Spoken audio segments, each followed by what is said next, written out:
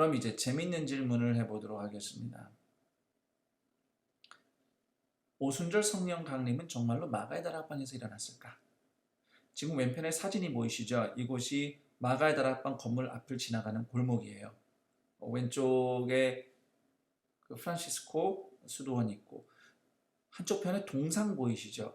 마가의 다락방 1층에 다윗 왕의 가묘가 있어서 그걸 상징적으로 나타내려고 다윗 왕 동상이 저 자리에 있었습니다. 2017년까지만 해도 있었어요. 하프를 켜는 다윗아. 그 동상 참 멋있었는데 저 개인적으로 2018년도에는 없더라고요. 17년도에는 있었는데 왜 없었는지 모르겠어요. 어쨌든 지금 저 골목 보시면 2층 다락방에서 집회를 하고 성령 강림 역사하고 이 골목에서 3,000명이 모였다. 좀 그림이 안 그려지죠. 뭐 물론 지금 이 골목과 2000년 전 골목이 다를 수 있어요. 그러나 2000년 전 도시 계획이 어떻게 되는지 뭐 다 알 수는 없지만 주택가였단 말이죠. 그 당시엔 마가의 집이었단 말이에요. 주택가 사이에 있는 골목이 과연 뭐 3,000명이 군집해서 베드로의 설교를 들을 만한 공간이었을 것이라고 상상하기가 좀 어려운 거죠. 실제로 이제 그 당시 사건을 묘사하는 성경 본문을 보면 사도행전 2장 1절에 보면 제자들이 다 같이 한 곳에 모였더니 이렇게 되어 있어요. 1장만 해도 다락방에 모였다고 명시가 되는데 나중에 사도행전 중간에도 제자들이 다락방에 모였다는 얘기가 있는데 여기선 그냥 한 곳이라고 하고 또 2절도 보면 만약에 다락방에만 모였다면 강한 바람 같은 소리가 온 다락방에 가득하여 라고 묘사하는 게 더 정확할 것 같다라는 일부 신학자들의 의견도 있어요. 그래서 어떤 학자들은 제자들이 그때 성전에 모였을 것이다 라고 이야기하기도 합니다. 2절에 그 집, 그들이 모인 곳을 집이라고 표현했는데 성전이 일종의 집이라는 거죠. 건물이니까. 실제로 이스라엘 백성들은 성전을 하나님의 집이라고 종종 불렀죠. 더군다나 그날은 오순절이었는데 오순절이면 구약 성경의 77절 또는 맥추절, 여기서 맥은 밀맥이에요. 보리가 아니고. 그래서 밀을 추수해서 첫 열매를 하나님께 드리는 맥추절이라고 불리기도 했고 이때 나팔절이라고 부르기도 했고 하여튼 3대 명절 중에 하나란 말이에요. 유월절, 77절, 초막절. 이 오순절에 유대인들은 다 성전에 가서 첫 열매 하나님께 드리면서 예배드린단 말입니다. 더군다나 이때 성령 강림 역사가 일어났던 시간이 베드로가 설교 중에 그 얘기를 하거든요. 사도행전 2장에서 지금이 제3시다. 우리 시각으로 하면 오전 9시입니다. 그러니까 베드로의 요지는 지금 오전 9시인데 우리가 술 취해서 이럴 리가 없지 않느냐라고 얘기하는 거죠. 자, 오전 9시면 성전의 오전 기도 시간이에요. 그 당시 예루살렘 성전에 기도하러 올라가는 시간 중에 하나였다는 거죠. 그러니까 자, 오순절 절기인데 오전 9시 기도하는 시간이 있고 또 이후에도 사도행전에서 곳곳에서 제자들이 성전에 기도하러 올라가는 장면들이 묘사되어 있고요. 그래서 오순절 아침에 제자들이 성전 뜰 한 곳에 모여 있었을 것이고 그래서 거기서 성령의 역사가 나타났고 그래서 거기에 모여 있던 군중들이 한꺼번에 베드로의 설교를 들을 수 있었고 그 설교에 3,000명이 회심했다. 이런 상황 정황이 좀 타당하다라고 이야기하기도 합니다. 자, 그럼에도 그럼 왜 성전이라고 굳이 명시하지 않았겠느냐? 이제 누가의 의도가 아마 있었을 것이라고 학자들이 추측하는데 그 당시 누가복음과 사도행전을 받아들였던 그 사람들 1차 그 수신인들은 이방인들이란 말이죠. 예루살렘에 살지 않아요. 성전에서 멀리 있던 사람들이고 그때는 이미 성전이 파괴되고 없고 그리고 초대교회 공동체 자체가 성전보다 집에서 모이는 공동체였단 말이죠.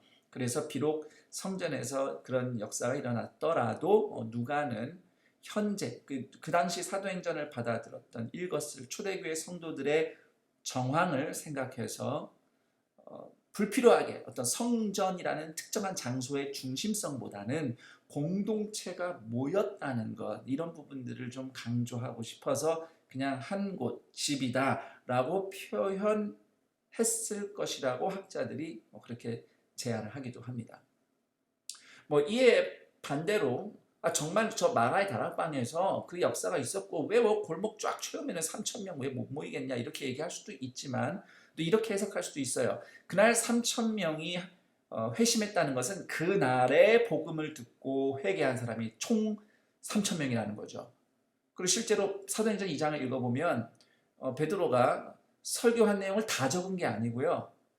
좀 이렇게 요약을 해놓은 부분이라는 거 우리가 알 수 있어요. 그래서 2장 그 뒷부분에 보면 2장 40절에 여러 말로 확증하여 권하여, 그러니까 여러 말로 또 어떻게 확증했는지는 사도행전이 다 기록하고 있지 않거든요. 그래서 만약에 저곳에서 성령 강림 사건이 일어났으면 일단 저 골목에 모였던 사람들이 듣고 회심하고 이게 막 소문을 타고 퍼져나가서 더 많은 사람들이 이 다락방 앞으로 모여들었고 거기서 계속 베드로가 설교하고 권면하고 하면서 그날 총 예수님을 믿고 영접한 사람이 3천 명이다. 이렇게 생각해 볼 수 있습니다.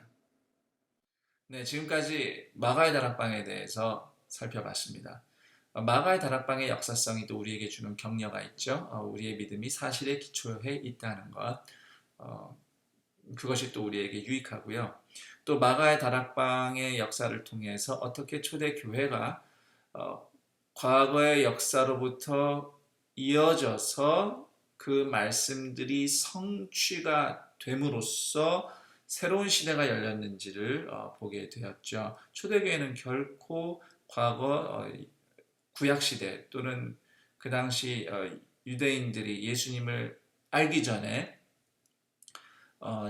지켜왔던 어떤 신앙의 모습들과 완전히 단절돼서 새로운 모습으로 나타난 공동체가 아니라 그것이 이어져서 오히려 예수님 안에서 성취가 돼서 새로운 시대를 열었던 공동체라고 할 수 있겠습니다. 그런 의미에서 초대교회의 첫 제자들, 첫 그리스도인들, 유대인들 유대계 신앙인들의 그 흔적은, 그들의 족적은 우리에게 매우 의미가 있습니다. 안타깝게도 역사가 흐르면서 유대계 그리스도인들과 비유대계 그리스도인들이 서로 단절되고 반목하고 심지어 유대계 그리스도인들이 유대인이라는 이유만으로도 또 박해의 대상이 된 것은 참 안타까운 역사입니다.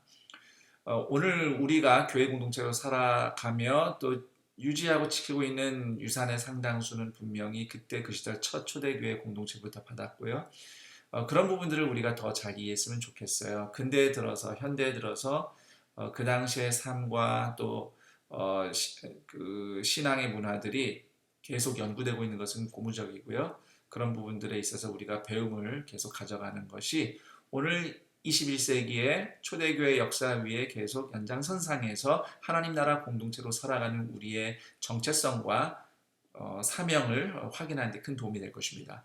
더불어서 그때 그 시절 예루살렘에서 3천 명의 회심이 일어난 오순절 역사가 오늘 현대 이스라엘 땅에서도 그 예루살렘에서도 일어나기를 기대하고 기도합니다. 이상 바이블 톡톡 김성경 목사였습니다. 다음에 또 다른 주제로 다시 찾아뵙겠습니다. 감사합니다.